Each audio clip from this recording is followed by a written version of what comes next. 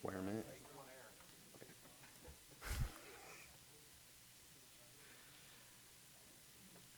It is now 6 o'clock, and we'll go ahead and call to order the March meeting of the Beavercreek Planning Commission. Our first order of business would be to call the roll. Mr. Ayers, Here.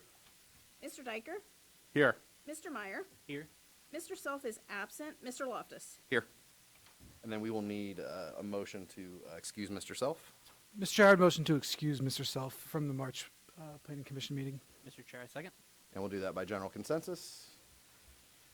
Next item on the agenda is the approval of the agenda. Any changes or corrections to the agenda for tonight? Nope. All right, then we'll need an approval of the agenda. Mr. Chair, I move to approve the agenda. Mr. Chair, I'd second. And we'll do that also by general consensus. The fourth item on our agenda is reorganization. Do we want to pause that till Mr. Self is here? Okay. Well, with that being said, we'll need nominations to nominate a chair, and then we'll need nominations to... He still wants to be chair. Okay. I would nominate Mr. Self as the chair of the Planning Commission. Mr. Chair, I'd second. Second, and we'll need a vote on that. Yeah. Mr. Diker, Yes. Mr. Meyer, Yes. Mr. Ayers, Yes. Mr. Loftus. Yes. And then we will need to also appoint a vice chair for the next 12 months. Mr. Chair, I would appoint Mr. Loftus as vice chair. Mr. Chair, I will second. And we will need a vote on that as well. Mr. Meyer, Yes. Mr. Ayers, Yes. Mr. Diker, Yes. Mr. Loftus. I will abstain. And with that, that will close out our reorganization for 2022. The approval of the minutes is the next item on the agenda. The approval of the February 2nd meeting of the Beavercreek Planning Commission. Again, any changes or corrections to last month's minutes? Mr. Chair, I actually had something. So on the last full paragraph of page 2, it says Planning Commission requested she work on condition number 16. Mhm. I believe that wasn't that like that. There wasn't 16 conditions on that one. Okay. Was it condition number 6? I believe so. Okay. Yeah. Yep. Okay. That was the volume or the, Yeah. I think the volume is Yep. a lot. Yep. Okay. Make that. And with that change being made, we will need somebody to put forth a motion. Mr. Chair, I move to approve the minutes. Mr. Chair, I'd second. And we'll do that by general consensus. All right, now to the meat and potatoes. We have a public hearing today. It's PC 22-2, conditional use, University Baptist Church. And we'll go ahead and read the case for us. This is case number PC 22-2. It's a conditional use on an application filed by University Baptist Church of Beavercreek, 2223 Haynes Road, Beavercreek, Ohio, 45432. The applicant requests conditional use approval to allow for the construction of a 19,050 square foot worship and student center addition to the existing University Baptist Church located at 2223 Haynes Road. The property is further described as Book 4, page 8, parcel 194 on the Greene County Property Tax Atlas. Fantastic. So this is a public hearing. So after staff and then the applicant have had a chance to speak, if you would like to say anything for, against, or just a general comment, please limit them to 3 minutes. Please state your name and address, and we'll be more than happy to hear you. So with that, we'll let the applicant go ahead and go forward with his or her presentation. Good evening. I'm Tom Hamilton, 2129 Bassett Court here in Beavercreek. I've had the privilege of leading the Facilities Commission or the Building Committee for UBC, University Baptist, for a couple years. Coincidental with a new pastor arriving a couple years prior to that, the church attendance has over tripled, and in fact, prior to the pandemic, it nearly quadrupled since before his arrival. That was about 4 years ago. Consequently, we undertook to see what we can do about perhaps enlarging the spaces. Right now, our sanctuary at UBC holds about 202, and we've enlisted an architect in this room right now, Mr. Lawrence Corley, and also our partner whom we've partnered with to pull together this improvement in this addition of 19,000 square feet. And he's also the founder of the director of Builders for Christ, whom we partnered with out of Birmingham. So we would like to seek permission tonight on the conditional use to go ahead and build that building that's up on the wall right now. It goes from essentially due north of our current buildings and fronts Haynes Road and Kemp at the intersection there. Right now, as I said, we can only seat about 200. We have 5 services every Sunday morning, and it's maxing us out. We are looking for some sort of a solution, and we've enlisted a lot of time and effort into pursuing this one. I'd like to introduce now Mr. Lawrence Corley for a few minutes. As you said, he's our architect, and he'll give you the big picture. Good evening. I'm Lawrence Corley. Our office is 3 River Chase Office Plaza, Suite 124, Hoover, Alabama. I design churches now in 17 states, and this is what we do. We've designed over 400 churches in the last few years.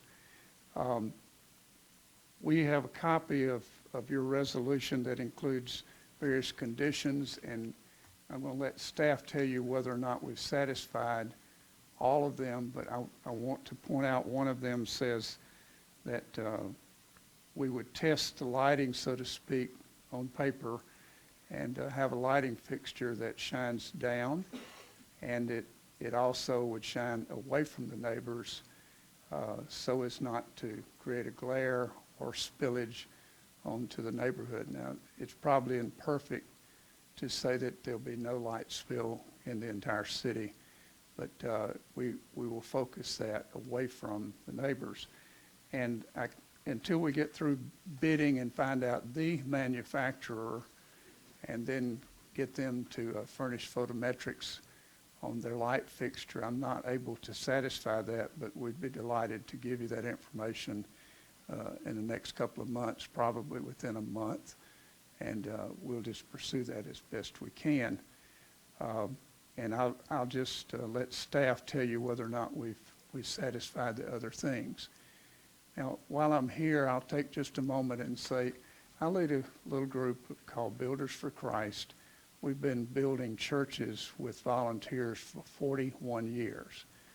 I was the founder of that, and we've actually assembled a crew of volunteers who would give a week of their time to God to do this kind of building work. And they'll be coming from California, and others will be coming from Connecticut, Central Florida, and northern Wisconsin. A total of about 70 to 80 different church entities that will furnish volunteers for this. And our best estimate from the leaders of the various church entities is that we'll have about 1,000 volunteers come and stay in your lovely city, in your hotels, and then they'll buy, I'll call it $8,000 or $10,000 worth of food each week, and just take care of their own expenses and then build on the building. We have built 5 or 6 buildings of this scope, 2 that are much larger than this, and we plan to build that. I, as an architect, will be there for part of the time, and we have mechanical engineers and lots of people, but some of our volunteers are homemakers and salesmen and lawyers and physicians, and it's a wide range of people. Now, as architect of record, I will come to the site and make my inspections technically said beyond just what the volunteers do, and we will make punch lists to make sure that it's built by the Greene County codes that have been adopted. So if you have questions, I'll be glad to address those, but I see no reason to reiterate what you've written down as conditions unless we've not satisfied that already other than the lighting. Any questions? We will most definitely have some at the end of the I public understand. hearing, for sure. Thank you very much. Sure. Someone from staff?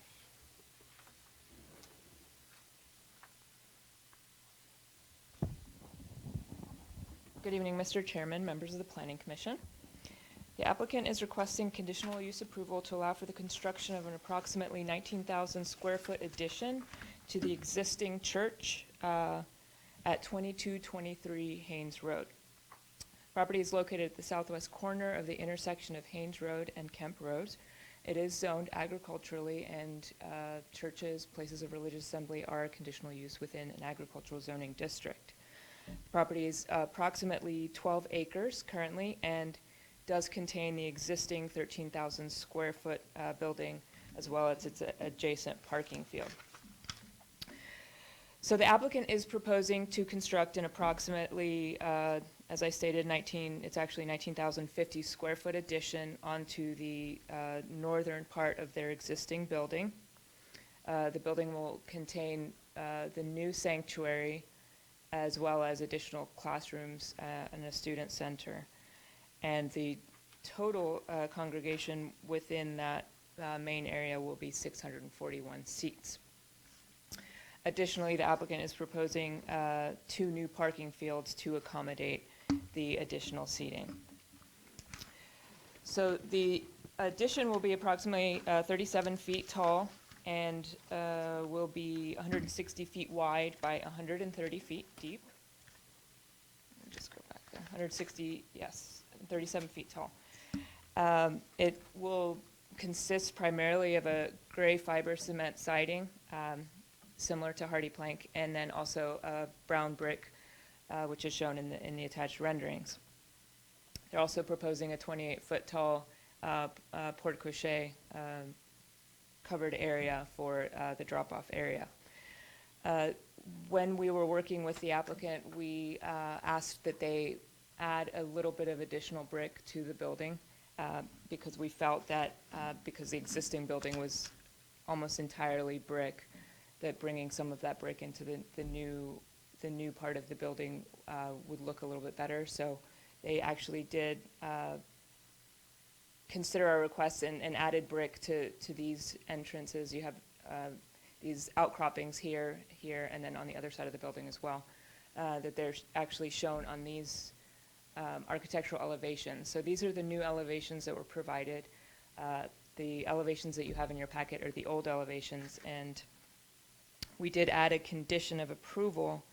It was condition number 3 that required that the additional brick be shown on the new elevation. So we just wanted to show you that the applicant has met that condition already by submitted new plans after we had sent out the packet. So they are meeting that condition that requires the additional brick. Also, as part of this application, they will be adding 2 new parking areas, one to the north and one to the furthest south of the existing parking lot. There are 2 access points off of Haynes Road. Those access points are not changing. The only requirement that we had of the applicant in regards to the existing parking lot was that originally this area contained parking spaces that extended out this way into that drive aisle. So we asked the applicant to remove those parking spaces because we felt it was a safety concern to have them that close to that main access point and could create some issues out onto Haynes Road. So they did remove that and reconfigured the landscape island so it creates a full in and full out access point and then brings people into that up to that front entrance.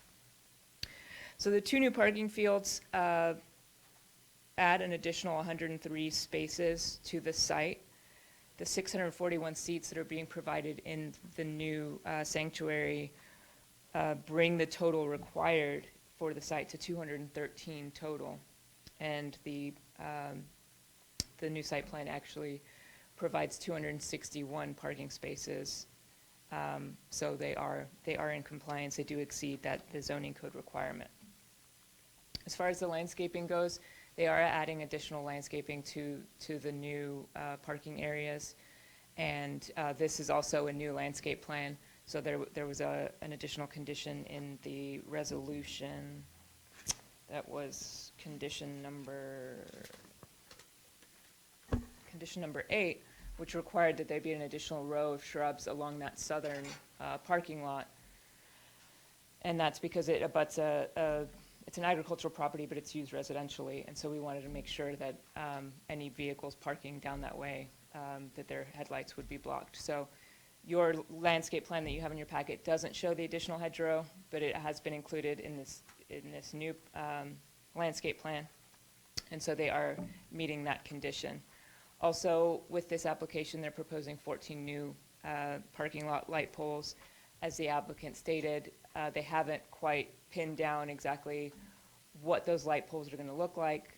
Obviously, they're going to need to be full cutoff fixtures. We did add a condition that requires that they be no taller than 16 feet in the parking lots adjacent to the residential properties. They do have some existing light poles out there now that are well above that. We're not going to make them take those down, but we're not going to make them match those because they're close to 30 feet tall, and we don't want to see additional 30-foot tall light poles in that area. So we do have that condition in there that we will work with them to meet before they apply for zoning permits, and then we also will require an additional photometric plan to make sure that there isn't any light spillover at the property lines. Staff is recommending approval of this request with the conditions in the attached resolution, and if you have any questions, I can answer those following the public hearing. Thank you so much. And again, this is a public hearing, so if you would like to come up and speak, limit your time again to 3 minutes, first and last name, and your address. So with that, don't be shy, come up. It looks like, all right, got one taker.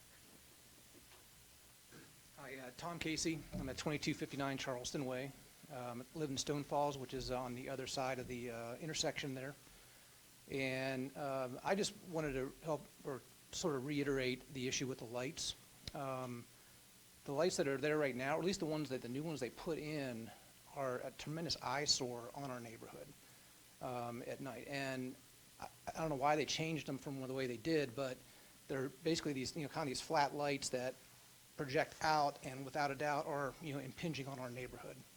I'm hoping that the new lights, I know they've been talking about it, but I want to reiterate that I really want them to focus down and not have that light spillage out the side, because it's really, to me, just an eyesore for our neighborhood. Now, it doesn't direct me exactly because I'm kind of on the other side of the cul-de-sac, but the people that live along that road, like Haynes and Kemp, on their back porch, it's just it's like looking at a hockey stadium out there. I mean, it's an outdoor ring. I mean, it's incredibly bright. And so I'm just kind of, want to point out that I would hope that you guys would consider and put extra emphasis on that, to really shield those lights better. So I appreciate that. Appreciate it, and we'll follow up in the questioning phase here. Thank you.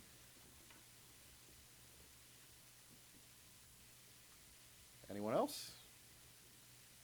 All right, with that, we'll go ahead and close the public hearing, and we will start with questions from my commissioners. We will start with Mr. Diker first. Okay. This question, I guess, will be for staff or maybe even for the applicant. The current parking plan, I believe the current property owner owns another building across from Haynes. Yes. And I think currently, just based on their current condition and overcrowding, they're using that parking lot as overflow, and a number of their patrons or congregation members are having to park there and cross the street to enter their worship services. Mm-hmm. Is that the expanded parking after the expansion, is that to alleviate the concern for having to use that as an overflow parking? Is that the kind of intent, and to alleviate the condition of those trying to cross Haynes at not that Sunday morning is a super busy time, but I mean, Haynes can sometimes become a fairly busy a busy road. Yeah, I'm sure that's part of it. The majority of that additional parking is to accommodate the new the additional, I don't know how many, I'm not sure how many spaces, I mean, how many seats they had in their original sanctuary, but the new one has 641 seats, which is significantly more than what they had before. So the new parking is to accommodate that. You will probably need to have the applicant come up and speak on what they have, what goes on in the other building. I'm not sure if it was their youth services or their daycare or what, but to kind of give an idea of what the plan is for the other building, so. Would the applicant like to answer that? I would, thank you. It's Tom Hamilton again. Right now, that property across the street, which we refer to as UBC East, houses a variety of rooms. It's half the building is a second sanctuary for spillover from the primary one right now, and another half of the building is 4 adult classrooms. And the additional parking is indeed to allow way more folks to obviously park on the west side of Haynes. Do you need more than that? Am I not answering your question, sir? I guess the part of, or the intent of my question is, do you anticipate that the expansion of the parking, will that accommodate what you anticipate after the expansion of your new worship center to meet the needs of however many worship services you're going to end up with at the other end, or will there still be, in your anticipation, the need to utilize that as overflow parking where individuals will be crossing at that intersection? So to answer your question, it is absolutely going to mitigate the number. I can't promise that it would drive it to zero. Sure. Because we still have a separation between the kids ministries and the adult ministries are for a large part on either side of the road. But the 3 or 4 extra classrooms that are going to be built in the worship service center could also accommodate those and replace a lot of those adult classrooms.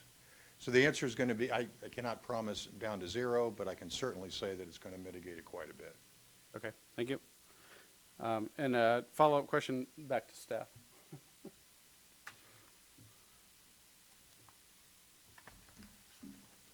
On condition number 8 that you talked about with the light spillage on the south boundary, we certainly talked about the size of the shrubs or the natural the landscaping. Can you, since I don't see it really on any of the maps or the information in our packet, how close together are those shrubs going to be to ensure in relation to the parking spaces relating to those headlights, or that we're not just ameliorating a handful of headlights, but that we're really preventing the vast majority of that problem from affecting any of the neighborhood? Yeah, so immediately, once they're installed, they obviously cannot be put Sure. next to each other, because then, half of them will die because they'll be crowded. So they are going to be spaced out. But the idea is that after a couple of growing seasons, that they will fill in and should be able to block the majority of headlights in that area. So. Is there any way that we can encourage the site planners to maybe install that at the early phase of the construction to allow for that green wall to fill in sooner rather than later? Yeah, so obviously you want to put the landscaping in when it makes the most sense and when it's not going to be damaged. But we also, we will also go out and, well, I guess we do a landscape inspection after the landscaping has been installed, but we also don't have a requirement as far as, okay, the landscaping needs to be installed immediately, or the assumption is that they're going to put the landscaping in after they complete the parking lot, which makes the most sense, so. Sure. Okay. Those are my questions, first round. Mr. Ayers? I've got a couple questions about lights as well. So Sandra, they're not really questions for you, but I do have, what are the old lights? Were they phosphate or halogen or? So I think they have converted the old lights to LED. I guess I don't have a picture. I took a photo of a light, but so some of the existing lights, and I'm not sure that if it's all of them, but they are 30 feet tall, and then the head of the light is actually angled like that, so it's shining outwards. Our requirement now requires full cutoff fixtures straight down. So any of the new lights are required to point directly downwards. And then obviously, with the new photometric plan, they cannot have any light spillover past their property lines. So it has to be 0-foot candles at the property line. So it's not necessarily a problem of the LED lights are not doing their job. It's the It's the angle at angle, which they're going and yeah, the height at which they're yeah. shining. They're pretty old lights. Okay. All right, then I have one other question for the applicant. Yes,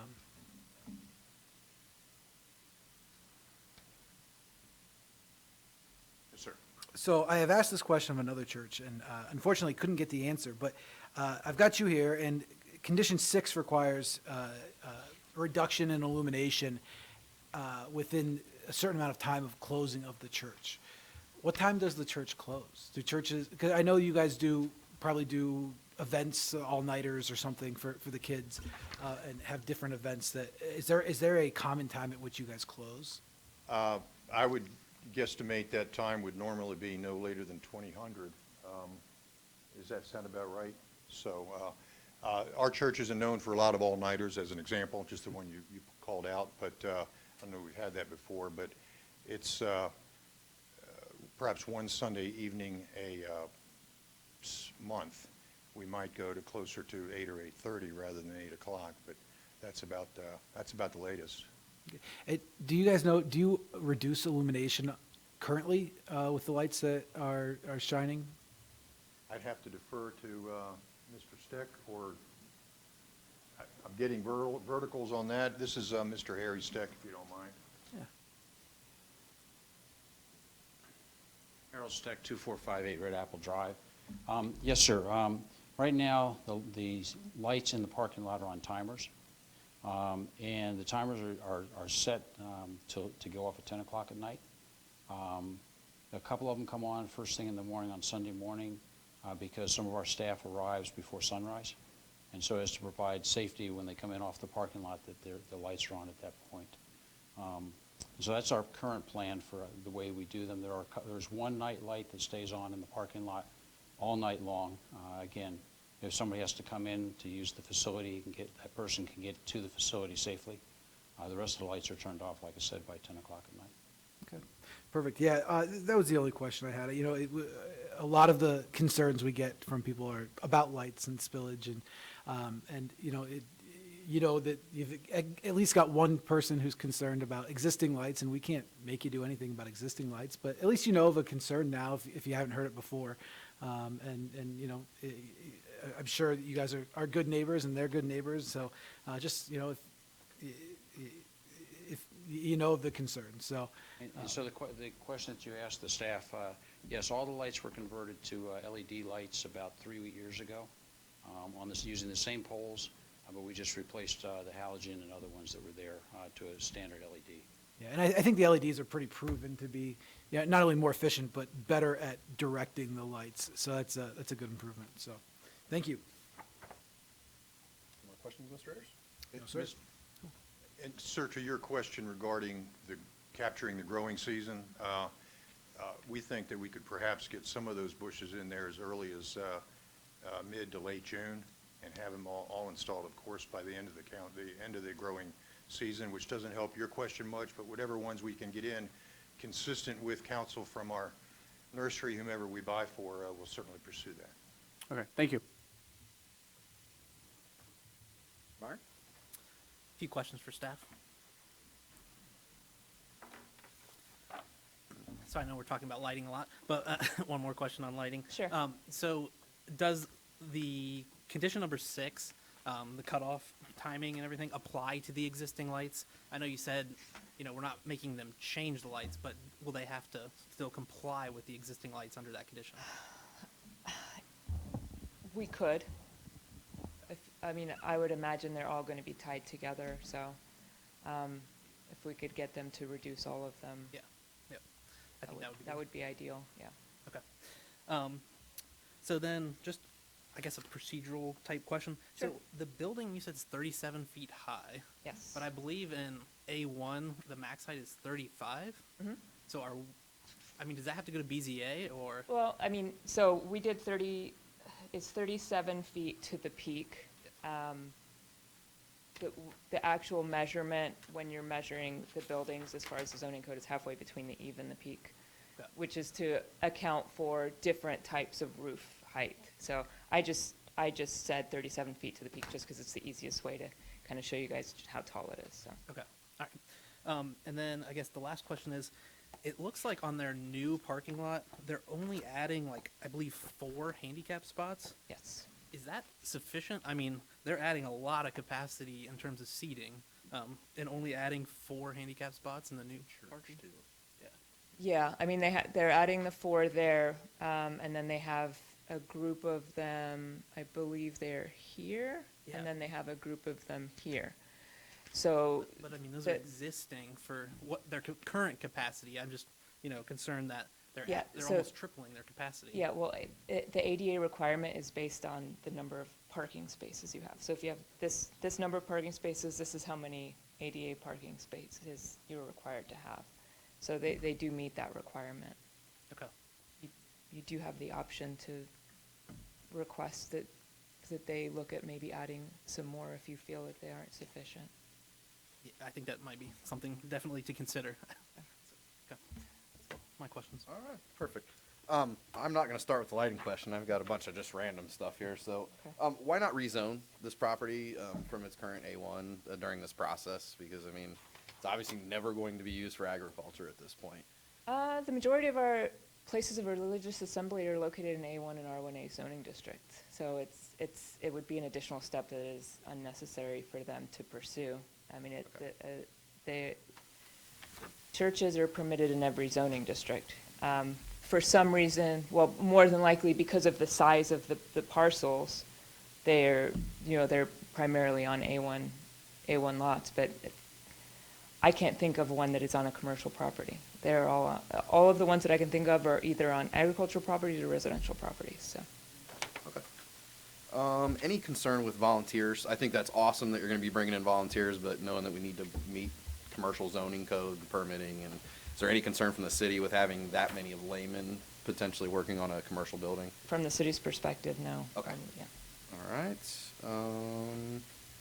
I noticed there was no bond for the landscape, like is in a lot of those. Yeah, normally, we normally require a landscape bond when there's like a significant amount of landscaping. Right. When you're just adding a shrub row or a few more trees, we generally try not to create more work for staff by adding a landscape bond. So it's usually when we're looking at an entire new site is Okay. when we would require the bond. All right, I've got one last question. I bet you can guess what it is. Has something to do with lights. So I've been hearing all the concerns from neighbors, hearing from my fellow commissioners up here.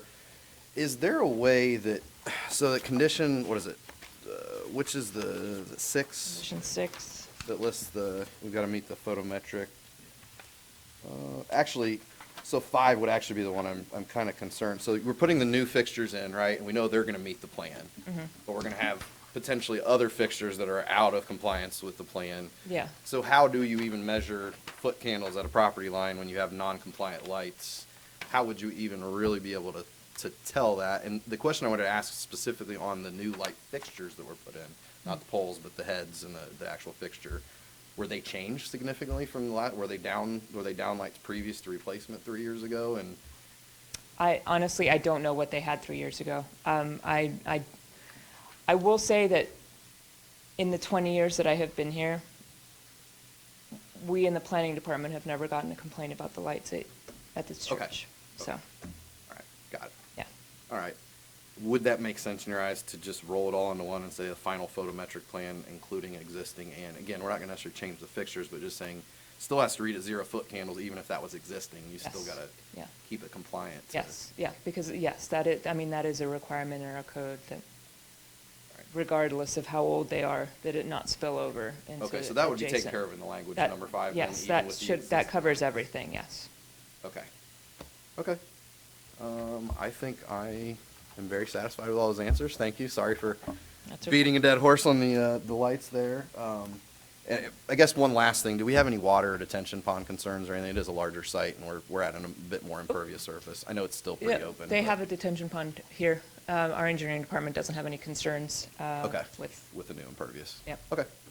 One question though too, and just, Sandra, maybe on number 5, where it says plans for new, what if we inserted new and existing lighting of the site? Or on the site, maybe that of should have been on the site, Yeah, we could do that. because I think that would make it very clear. Yes, 'Cause it yeah, I uses believe the so. word new, if it just said lighting, but why don't we just say new and existing lighting on the site instead of the site, I think. Because it's probably it's probably 1 or 2 fixtures that are spilling, so it probably Yeah. shouldn't be a big deal if we have to Shouldn't be a slightly big issue. modify, so, okay. That would take care of it, so you might make We that need to motion. vote on, do we need I to would, vote to I make- would make a motion to change that, and then you just, Okay. That was Before- all the questions I have. Do we? I one- knew I had one more, sorry, son. I knew I had one more question that I wanted to ask. So one area that wasn't talked about, so in the report, the 2 accesses into the parking lot off of Haynes Road will remain unchanged. However, we're vastly expanding the total number of cars that are trying to access the space at any given time, as well as probably exiting after worship services. Has there been any discussion or concerns by staff that this is going to create? I mean, Haynes Road is not a large road to then be emptying that much traffic out. The space between there and Kemp Road, certainly not a big space to then be able to create a significant traffic problem. The city engineer didn't express any concerns with the amount of traffic. There is a turn lane in the center of Haynes Road there. We did improve Haynes Road a few years back. They are making improvements to this point here. I think now that there is no demarcation or anything of the right out, the left, and the straight through. So that'll be added as well. And then, like I stated earlier, they're removing these parking spaces here, so hopefully that can get people in and out of this main one more easily without having to worry about people backing out, into the drive aisle to leave or pulling in to park as well. So that should also help. Also having that secondary access point down at the bottom should help as well. But our city engineer did not have any concerns with the traffic volume out onto Haynes Road.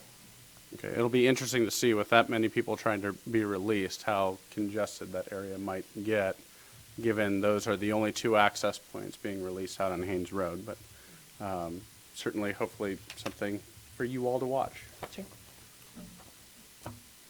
Just one follow-up question. Sure. So I'm not sure if my fellow commissioners are concerned about the handicap spots, but if they are, how would you prefer us to address that? Would you want us to put in a condition, or would you just want us to ask staff to review? I would recommend that you add a condition Okay. to look at additional handicap park, to have staff work with the applicant to provide additional handicap parking, handicap accessible parking spaces to the Okay. site. Okay, thank you. But you did say that they are ADA compliant Yes. as is. So we're meeting the minimum Yes. as required by law. Sorry. Is there a difference for churches versus other places under ADA? No, in our code, we added a requirement for additional ADA parking spaces only for medical facilities. So we did add that, but we did not add it for churches. So I don't think the ADA specifies for this kind of use. Might be a good topic for zoning changes next year, potentially. Anybody else? Any other questions? All right. With that, we will need, does the applicant would like to step up? He's got another comment here. Lawrence Corley, the architect. Your concern, I understand, and we have a lot of people who have special needs. I'm certainly the age that would be interested in that.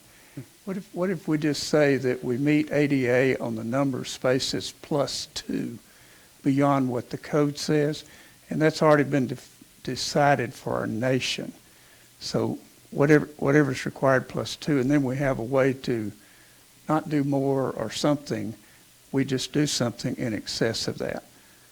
Would that be a reasonable way to approach your concern, sir? Yes, I think so. Yep. Okay. Now, a couple of other things that came up. With existing 30-foot poles, to have zero spillage to the neighborhood, that's going to be remarkably evasive to solve. So if you say you really are looking for zero spillage, we understand, but what it really means is tear down all the poles, get new poles, and put up a fixture that meets what they've been very clear about.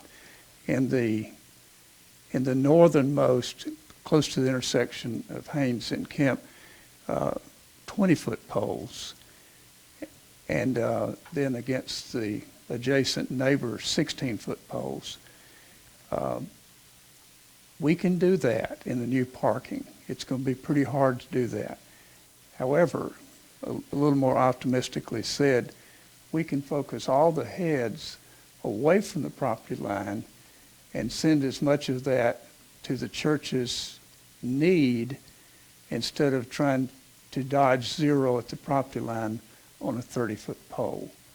And I'm not trying to get out of something as much as I'm trying to make a reasonably achievable thing, and that we can all see that we in fact did something that was productive and responsive, rather than, well, we're going to do something, we'll do more, and it goes on, and you basically end up where you don't really have a solution until after everything's bought, installed, measured, and so forth. So could we focus every fixture away from the property line in some manner and of the existing, and then do, as you said, with cutoff fixtures and 16-foot pole and 20-foot poles on the parking lot, so we have a defined path here, please? Appreciate Okay, now, the comment. there, the comment about the hedgerow, if the church plants that, I'll say not at the end of summer even, and they plant that, the landscape architect has evergreen planting 4 feet on center, that is this far apart, and they are going to grow, and the height is probably going to be taller than a car, but it's not going to be dense between the plants. There'll be an opening until it can grow a little bit. A couple of growing seasons, it probably will be a hedgerow. And I'm not a landscape expert, but that indeed is what we promised Sandra in a drawing that shows it going all the way out to Haynes instead of just at the new parking lot only. So what I've just done is correct that for the existing parking lot also. Not because there was exactly a problem. I just didn't let that come up all the way out, and just did that because it was the right thing to do. Okay. Are there other concerns y'all were talking about that we might define something as to make it achievable rather than trying to evade some of your concerns? Okay. I don't think we have All anything right. else. Thank you so much. Thank you very much. With that, we will need a vote first of all, if anyone's going to motion for either the recommended changes to the conditions, we'll need a motion and then a second, and then we'll have to call a vote. I cannot recommend my own condition change. Somebody else would have to do that. Same would go for Jonathan. Somebody would have to put that motion forward. We'll approve those, and then we'll do a vote on the actual case itself. I think he put it forward. What's that? I think he can. Yeah. He can't put it on as his own recommendation. Is it just me that can't put Yeah, together? just- Okay, so just me. There you go. Just me. Well, Mr. Chair, I would motion to amend condition 5 to include new and existing, the language for new and existing lighting on the property. Mr. Chair, I'd second. Okay, and do we need to do a roll? Okay.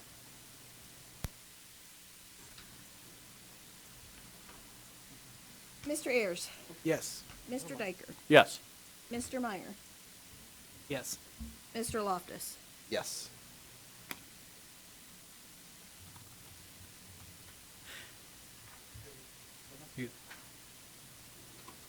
All right, and any movement on Mr. Meyer's proposed condition? Yeah, Mr. Chair, I would move to add a condition requiring two additional spots, two additional handicap spots as to what is shown on the current plans. Basically, two additional spots over and above the required ADA minimum, right? Mr. Chair, I'll second. That's what you're saying. That we'll just need a roll. Mr. Diker, Yes. Mr. Meyer, Yes. Mr. Ayers, Yes. Mr. Loftus. No. All right, we've gotten those two conditions pushed through. We will need a motion to approve case S22- PC 22-. Mr. Chair, I would motion to approve case PC 22-2 conditional use with the 9 attached, amended, and the 1 new condition. Mr. Chair, I second. And with that, we'll need a vote. Mr. Meyer, Yes. Mr. Ayers, Yes. Mr. Diker, Yes. Mr. Loftus. Yes. And with that, motion passes 4-0. We are looking forward to this new addition to already beautiful church. We have one last item on the agenda for tonight. It's case number S22-2, MI Homes, the final subdivision request for Sky Crossing Section 1. I believe a couple of you do need to recuse yourselves. That is correct. Mr. Chair, I'm going to recuse myself. I don't know who I say this to, but I recuse myself. Yep.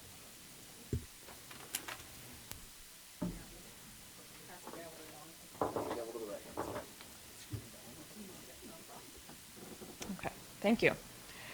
So the applicant is requesting approval of a final subdivision for approximately 21 acres that will consist of 38 residential lots for Section 1 of the Sky Crossing subdivision, located just west of the intersection of North Alpha Bellbrook and Shakertown Roads. So the specific site plan for Sky Crossing was approved by Planning Commission and City Council in the summer of 2021, and that original site plan divided the development into 3 separate sections. This final subdivision today is only for the first section, which is the first 36 lots, which is 21 acres. So it will include the access off of North Alpha Bellbrook Road and will stop at the end here. So lots 1 through 36, will consist of,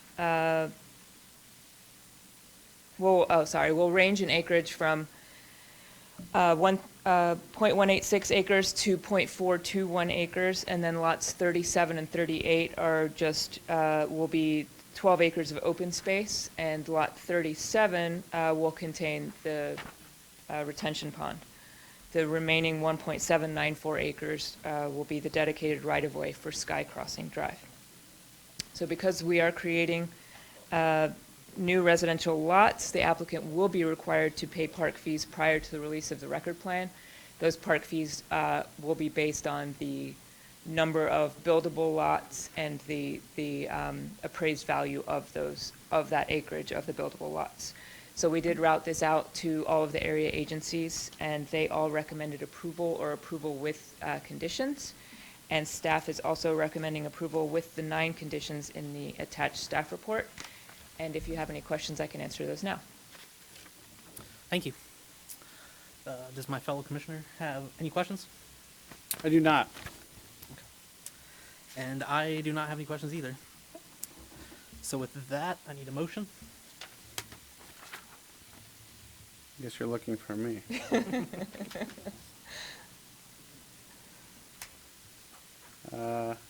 Mr. Acting Chair, I move to accept subdivision S22-2 and its recommended 9 conditions for approval. And Steve, I can second this? Yeah. Okay. And I second. So can you take the roll, please?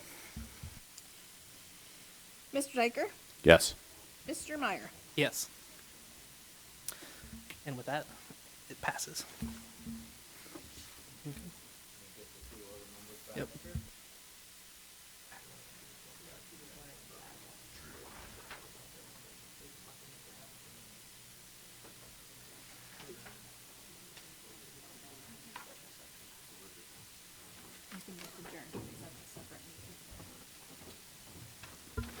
With that, we are fresh out of items on the agenda for today, so I will need somebody to move to adjourn. Mr. Chair, I move to adjourn this meeting today. Mr. Chair, I'll second. And with that, we will do by general consensus. And that closes the March meeting of the Beaver Creek Planning Commission. Cool.